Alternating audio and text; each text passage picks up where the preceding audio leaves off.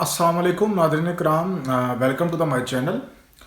Nadreen, आज बात करते हैं जी डिफ़ॉल्टिज़म क्या होता है। फॉर एग्ज़ाम्पल कोई मुल्क डिफ़ॉल्ट होता है तो फिर क्या होता है। पाकिस्तान के बारे में पेशगोइयाँ जारी हैं। कोई कह रहे हैं कि पाकिस्तान डिफ़ॉल्ट हो चुका है, कोई कह रहा है कि होने जा रहा है। जायज़ा लेंगे क्या पाकिस्तान वाकई डिफ़ॉल्ट हो चुका है या डिफ़ॉल्ट होने जा रहा है। इकराम, पहले नंबर पे तो आपको मालूम होना चाहिए कि डिफ़ॉल्ट होता क्या है।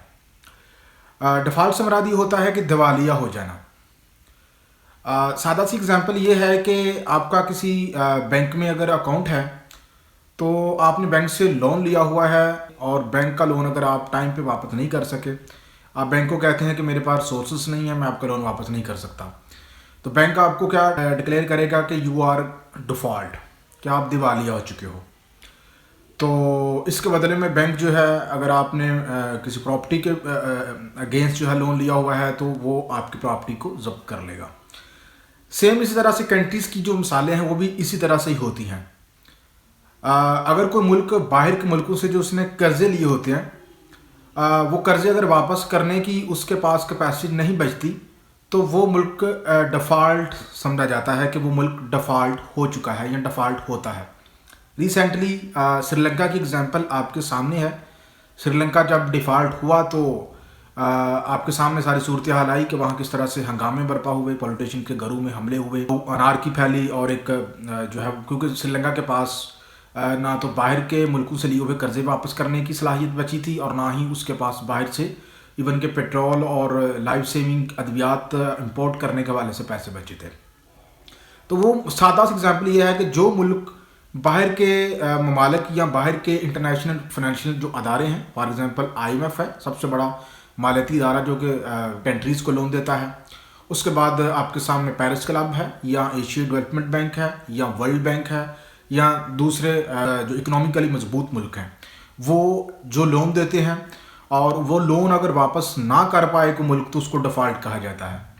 अब बात आती है पाकिस्तान की कि क्या पाकिस्तान डिफ़ॉल्ट हो चुका है या होने जा रहा है। अगरचे हमारी हुकूमत अनाउंस नहीं कर रही, लेकिन एक चीज़ मैं आपको बताता हूँ जिससे आप समझ जाएंगे कि वाकई हम डिफ़ॉल्ट हो चुके हैं। इस वक्त पाकिस्तान के जो फॉरेन रिजर्व्स हैं, फॉरेन रिजर्व तकरीबन $6 बिलियन प्लस हैं। वो भी बीच में सऊदी अरेबिया के हैं कुछ और कुछ जो चीन के हैं।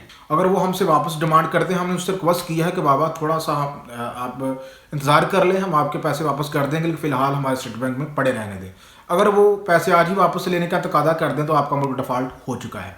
अब दूसरी बात नाज़रीन कराम, ये आप जहन में रखें कि हम कभी चीन के पास जाते हैं, कभी हम सऊदी अरेबिया के पास जाते हैं, कभी हम आईएमएफ के तरले मिन्नतें कर रहे हैं। हमारी ये जो मौजूदा हुकूमत है, ये अप्रैल 2022 में इसने हुकूमत संभाली, तब से ये आईएमएफ की मिन्नतें कर रही है। आईएमएफ कर्ज देने के लिए तैयार नहीं है। हमारे पास जो फॉरेन रिजर्व कम है।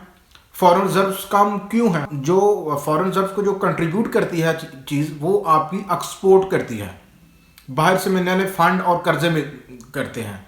सवाल ये है कि कर्जे तो हम ले रहे हैं, लेकिन जो एक्सपोर्ट है वो नाज़रीन कराम हमारी कम है और जो हमारी इंपोर्ट है वो ज़्यादा है। तो इंपोर्ट जो है, मतलब हम हमारे मुल्क से डॉलर ज़्यादा बाहर जा रहे हैं और बाहर से डॉलर कम आ रहे हैं, क्योंकि हमारी एक्सपोर्ट कम है और इंपोर्ट जो है वो हमारी ज़्यादा है। तो इससे एक डेफिसिट पैदा हो जाता है, गैप पैदा हो जाता है। इस गैप को पूरा करने के लिए हम बजाय इसके कि मामलात को तकनीकी तौर पर बेहतर करें, ज़मीनी तौर पर बेहतर करें, हम अपनी एक्सपोर्ट को बढ़ाएं, हम अपने किसानों को जो हमारा एग्रीकल्चर जो हमारी रीढ़ की हड्डी है, हम किसानों को फैसिलिटेट करें, हम उसकी तरफ जाने के लिए तैयार नहीं होते और हम शॉर्टकट ढूंढते हैं। हम कभी सऊदीया से मांगते हैं, कभी हम चीन से मांगते हैं, कभी हम जो आईएमएफ के पास चले जाते हैं, कभी वर्ल्ड बैंक की तरफ चले जाते हैं। तो हम क्या करते हैं कि हम अपने उस गैप को पूरा करने के लिए हम अपनी इंपोर्ट जो है वो कम नहीं कर रहे।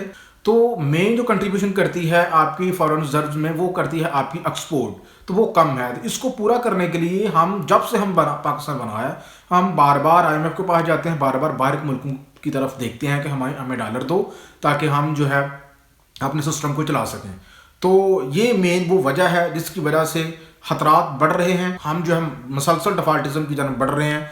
कब तक जो है हमें बाहर के लोग, बाहर के ममालिक, बाहर के अदारे कब तक हमारी मदद करते रहेंगे? आखिरकार जो है लोग हमसे मुंह फेर लेंगे। और फिर क्या होगा? जब लोग हमसे मुंह फेर लेंगे, बाहर के अदारे हमसे मुंह फेर लेंगे, तो फिर जो है यहाँ पर कुछ भी बाकी नहीं बचने वाला, खुदा न खास्ता। आपने श्रीलंका की सूरत हाल देख ली कि श्रीलंका में किस तरह की सूरत हाल बनी जब वहाँ पे डिफ़ॉल्ट हुआ। वहाँ पे पेट्रोल नहीं मिल रहा था लोगों को, वहाँ पे जो अद्वियात हैं वो नहीं मिल रही थी, बिजली और जो दीगर गैस वगैरह जो दीगर अशिया हैं उनकी जो दम है वो आसमान से बातें कर रहे थे। तो वहाँ एक अनारकी फैल गई थी, पुरतशद्दुद माहौल पैदा हुआ था। तो सेम सिचुएशन जो है खुदा न खास्ता यहाँ पर भी बन सकती है अगर हम डिफ़ॉल्ट होते हैं। तो हम दुआ करते हैं कि हुकूमत जो है वो अच्छे स्टेप ले और हम डिफ़ॉल्ट ना हो, लेकिन मुझे लग रहा है कि हम डिफ़ॉल्ट हो रहे हैं। वीडियो अच्छी लगे तो नाज़मी लाइक करें, चैनल को सब्सक्राइब करें।